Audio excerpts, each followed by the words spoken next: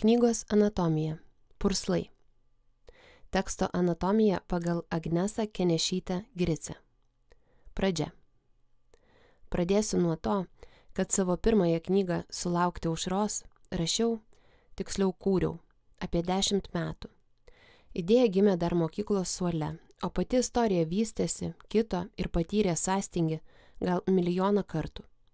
Kai netikėtai išsipildė gyvenimo svajonė parašyti ir išleisti knygą, pagalvojau, o kas toliau?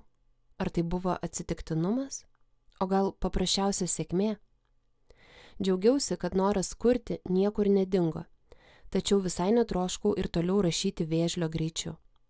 Suprantu, kūrybinio proceso dažnu atveju nepaskubinsi, bet aš turiu bjaurią savybę, retai užbaigiu pradėtus darbus. Man tiesiog reikia deadline'ų. Žinodama, kada ims vilti padai, degti užpakalis, susiimu ir padarau tai, ką reikia.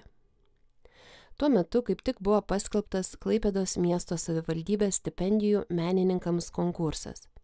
Tai buvo puiki proga įrodyti sau ir kitiems, kad iš tikrųjų galiu rašyti. Gal net ir visai neblogai. Idėją jau turėjau ir ji užgimė visiškai natūraliai. Patirties rašyti paauglių auditorijai jau šiek tiek turėjau. Liuks, su auditorija aišku. Klaipėda, mano gimtasis miestas, buvo puikiai pažįstamas. Super. Turėjau istorijos aplinką ir dar vieną argumentą, dėl ko turėčiau gauti stipendiją. Pažinojau profesionalų plaukiką, kuris iš dalies įkvėpė istoriją. Ačiū tau, Simonai Bili. Bijodama, kad vėl užstrigsiu rašydama istoriją nuo A iki Ž, susidėliojau visą siužetą ir užpildžiau paraišką. Stipendiją gavau. Nebeturėjau kur dingti. Todėl kibau į darbus. Pasiruošimas. Nors plaukti moku, iki profesionalios plaukikės man toli. Atrodė nesąžininga jaunos plaukikės patirtį laužti iš piršto, todėl ėmiau ieškoti pagalbos. Taip jau gyvenime susiklostė, kad teko susipažinti ir pažinti dabar jau buvusi plaukiką Simoną Bili, olimpietį, pasaulio plaukimo čempioną. Jis nepatingėjo ir sukalė man kelių puslapių rašinėlį apie treniruotes, traumas, varžybų sezoną ir patiriamą krūvį. Jo įžvalgos ir patarimai labai palengvino rašymo procesą. Žinoma, Google'as šiais laikais nepamainomas pagalbininkas. Nekartą tikslinausi, kokie būna baseinų ilgiai ar plaukimo stiliai. YouTube'e daug kartų žiūrėjau plaukimo varžybas, vertinau sportininkų judesius, mąsčiau, kaip juos tinkamai aprašyti. Iki pat šiol nesuprantu, kaip anksčiau rašytojai kurdavo šalia neturėdami šių dienų technologijų. Veikėjai. Knygos veikėjai nėra įkvėpti konkrečių žmonių. Žinoma, sąmoningai ar nesąmoningai, kiekvienas turi būdo ar išvaizdos bruožų, kurie tinka per gyvenimą sutiktiems žmonėms. Pati ilgą laiką dirbau su jaunimu ir turėjau progą geriau juos pažinti. Kadangi gyvenu Palangoje, anksčiau teko dirbti Palangos vasaros parke ir iliuzijų name Eureka. Vasaros sezono metu darbdaviai priimdavo jaunuolius, o man tekdavo palaikyti tvarką ir įsitikinti, kad jie tinkamai dirba. Stebėjau, kas įkvepia jaunimą, kokius lūkesčius kelia artimieji, kokį gyvenimo kelią pasirenka jie patys. Turbūt taip ir susidėliojo tie veikėjai, lik mano pažintų žmonių mozaika. Aplinka. Ak ta Klaipėda. Kaip ir minėjau, jau prieš pradėdama rašyti žinojau, kad veiksmas vyks uostamiestyje. Turbūt purslus įdomiausia skaityti tiems, kurie pažįsta Klaipėdą, nes kiekvienas gali atpažinti konkrečias vietas. Pagrindinė knygos veikėja, Jogailė, lanko Vytauto didžiojo gimnaziją, mes vadinam VDG, kurią lankė mano tėtis, pusbrolis ir pusseserė, o gyvena ji mokyklos rajone, kuriame anksčiau gyveno mano močiutė. Danės skveras, kurį Jogailė kone kasdien pereina, man pažįstamas nuo gimimo. Net turiu nuotrauką, kurioje mama vežioja mane po skverą vežimėlyje. Tie, kurie skaitė purslus, juokėsi iš paminėto 8 autobuso, nes jis puikiai žinomas visiems klaipėdiečiams. Maršrutas driekėsi per visą miestą, juo galima lengvai pasiekti pagrindinius prekybos centrus – Akropolį ir Molą. Plėtoti veiksmą pažįstamoje aplinkoje ir malonumas ir iššūkis. Smagu, kad skaitytoją galiu vesti gerai žinomais keliais, tačiau turiu nepamiršti, kad ne visi pažįsta miestą, todėl kas man atrodo savaime suprantama, kitam gali atrodyti visiškai svetima. Siužetas. Kadangi purslams parašyti turėjau laiko rėmus, iškart susidėliojau istorijos siužetą. Taip man buvo lengviau rašyti, nebuvo jokių baisių strigimų. Nors knyga nedidelės apimties, siekiau apimti tokias temas kaip vienatvė, artimųjų spaudimas, šeimos santykiai, meilė, savęs ieškojimas. Nors kitaip nei Jogailei, man nebuvo keliami tokie milžiniški lūkesčiai. Ilgokai užtruko, kol pati radau savo kelią. Tiesą pasakius, vos prieš 2-3 metų. Todėl puikiai suprantu, kai imi savęs klausti, ar tai iš tikrųjų tai, ko aš noriu.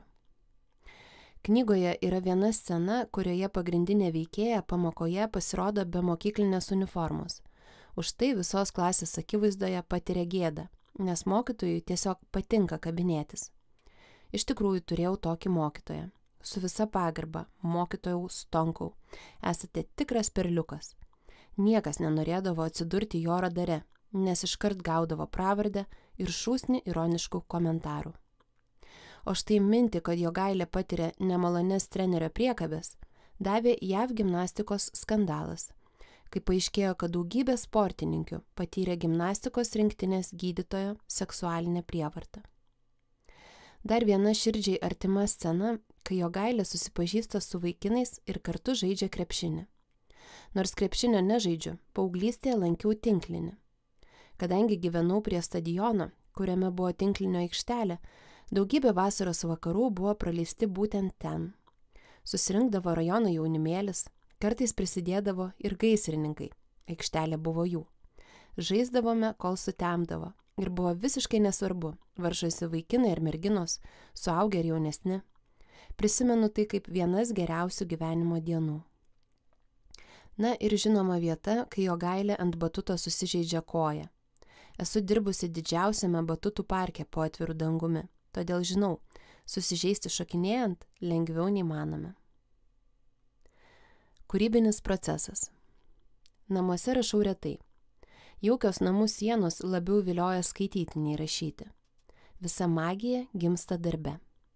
Labai tikiuosi, kad šito neperskaitys vadovė, bet ką čia slėpti, turbūt ir taip visi žino. Žodžiu, dirbu Klaipėdos apskrities Ievos Simonaitytės viešojoje bibliotekoje, vaikų ir jaunimo skyriuje. Įsivaizduokite, viename kampe ant kilimo voliojasi leliukai ir cypauja pypliai, kitame kampe prie kompiuterių įsiaudrinę triukšmauja vaikai. Vieni ieško knygų, kiti jas grąžina, dar kažkam reikia konsultacijų. Rašau, aptarnauju, vėl rašau, nueinu tarp lentynų, grįžtu ir vėl rašau. Nežinau kaip, nežinau kodėl, bet minties nepametu, o triukšmą tiesiog atjungiu. Kartais pagalvoju, kad tyloje net nemokėčiau rašyti. Esu dėkinga kolegiams už palaikymą, už mano juodraščių vertinimą ir patarimus. Kaip sakome, esame beveik šeima. Kaip ir tikroje šeimoje, visos esame skirtingos ir savaip išprotėjusios, bet visuomet palaikome viena kitą. Purslai gimė maždaug per pusmetį. Nors nebuvau įsipareigojusi išleisti knygos, jaučiau, kad istorija iš tikrųjų gali praversti jauniems, savo kelio dar tik ieškantiems žmonėms, gal net ir jų tėvams. Todėl nusprendžiau pabandyti tapti ne vienos, o jau 2 knygų autorė. Nors tikėjausi, kad po pakankamai sėkmingo debiuto bus bent kiek lengviau išleisti knygą, leidyklos davė neigiamą atsakymą, arba iš jų atgalinio ryšio išvis negavau. Ir vėl imu save peikti, turbūt prastai rašau, arba istorija išvis neįdomi. Kas aš tokia, kad apskritai lyginčiausi su Lietuvos rašytojais sunkiasvorių kategorijoje. Bet juk daugiau nieko be rašymo nemoku, nepiešiu, nedainuoju, neduok dieve, negroju, nelipdau. Tačiau buvo žmonių, kurie neleido savimi abejoti. Todėl stipendijos pinigus investavau į redaktorę, korektorę ir spaustuvę. Pati susimaketavau viršelį. Pati sprendžiau, ant kokio popieriaus spausdinti. Vis dar neturiu žalio supratimo apie gramatūrą. Pati sprendžiau sutikti ar nesutikti su siūlomais teksto keitimais. Kol purslai įgijo fizinį pavidalą, patyriau begalę pirmųjų kartų. Mokiausi. Bet labiausiai džiaugiausi tuo, kad už knygos sėkmę ar nesėkmę buvau atsakinga tik aš pati, niekas kitas. Taip ir atsirado tas juokingas 150 egzempliorių tiražas. Nepardaviau nė vienos knygos, visas išdovanojau artimiesiems ir bibliotekoms. Kūrinį įkėliau ir į internetinę erdvę, kad galėtų paskaityti visi norintieji. Tai buvo mano duoklė skaitytojui. O vėliau sužinojau apie metų knygos rinkimus 2023. Purslai pateko į paauglių kategorijos knygų penketuką. Oho, pala, kaip čia taip atsitiko? Ir ką tai reiškia? Ką tai reiškia, supratau visai netrukus. Pasipylė skambučiai, žinutės ir laiškai su klausimais, iš kur būtų galima gauti knygą. Rodos per naktį purslų prireikė visiems. Ir visi kūrinį ėmė narstyti po kaulelį. Ilgai galvojau, ką turėčiau daryti. Galiausiai apsisprendžiau knygą perleisti. Atnaujintas, didesnis purslų tiražas skaitytojus turėtų pasiekti iki vasaros. Ačiū. Kalbino ir skaitė Kotryna Zylė. Garso įrašas darytas Vilniaus apskrities Adomo Mickevičiaus bibliotekos kūrybos laboratorijoje. Projekto namai – Vaikų žemė. Projektą iš dalies finansuoja Lietuvos kultūros taryba. Šios knygos kūrėjos biografiją ir daugiau knygų anatomijų rasite adresu knygukūrėjai.lt.